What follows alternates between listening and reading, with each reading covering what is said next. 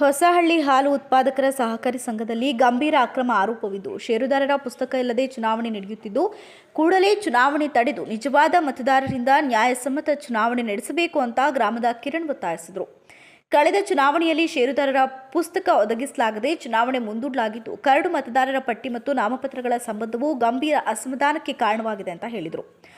ಹಾಲು ಕೊಡೋಣೆ, ಸ್ವಚ್ಛತಾ ಸಮಸ್ಯೆಗಳು ಹಾಗೂ ನಿವೃತ್ತಿ ವಯಸ್ಸು ತಲುಪಿದ ಕಾರ್ಯದರ್ಶಿ ಮುಂದುವರಿಯುತ್ತಿರುವ ಬಗ್ಗೆ ಆತ ಕಠಿಣ ಟಿಪ್ಪಣಿ ನೀಡಿದರು.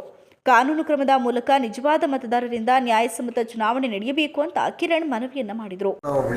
ಹೊಸಳ್ಳಿ ಗ್ರಾಮದ ಹಾಲು ಉತ್ಪಾದಕರ ಸಹಕಾರ ಸಂಘ ಓಪನ್ ಆಗಿ 2004-2005ರಲ್ಲಿ ಇದು ರಿಜಿಸ್ಟರ್ ಆಗಿರುತ್ತೆ ಸರ್. ಈ ವಿಷಯ ಈಗಿರುವಾಗ 2004-2005ರಿಂದ ಇಲ್ಲಿವರೆಗೂ ಯಾವುದೇ ಚುನಾವಣೆ ಘೋಷಣೆ ಆಗಿರೋದಿಲ್ಲ.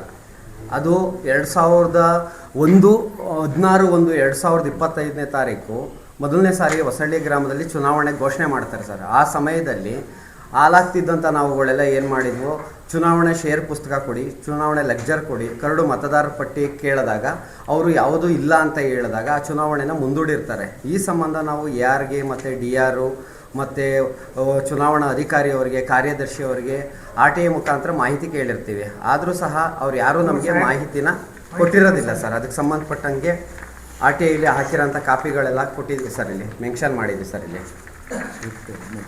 ಸರಿ. ಪತ್ರಿಕಾಗೋಷ್ಠಿಯಲ್ಲಿ ಗ್ರಾಮದ ಧರ್ಮರಾಜ್, ನಾಗೇಗೌಡ, ಶಾಂತಿಗೌಡ, ಸುರೇಶ್, ವಾಸಣ್ಣ, ನಾಗೇಂದ್ರ, ರವಿ ಇತರರು ಉಪಸ್ಥಿತರಿದ್ದರು.